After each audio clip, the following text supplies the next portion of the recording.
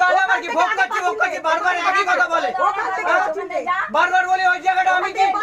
মসজিদ করে রেখেছি না ঘর বানিয়েছি ভোগ করছে তাহলে এগুলো কি করেছে ওগুলো কি করেছে দুই ভাইয়ের ভোগ করার ব্যাপারে তাহলে তো আমরা সবার বাড়ি ভোগ নিতে পারি তো আমরা এখানে বেশাবে না এখানে বেশাবে না ভোগ নে না তোরা ভোগ কিনতে কেমন ভোগ নিয়েছে অত জায়গা পড়ে আছে আমাদের দিনের মধ্যে আছে এইগুলো কি করে মা তো এখন কত বছর বয়স হয়েছে সে তো তাই মা বেঁচে আছে তাই বলে দিয়ে চলে গেছিস কেন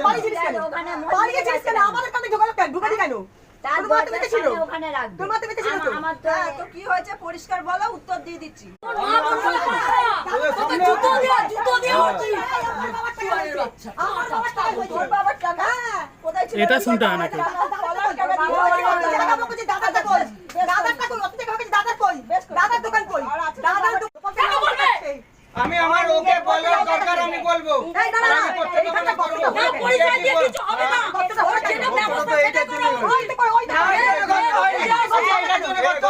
ছিল বলো তো এখানে কি করতে ছিল উঠোনটা তো ওইটাই ছিল এখানে তুই পড়েছিস তুই করেছিস ভক্ত এইখানটা উঁচু হওয়ার জন্য এটা করতে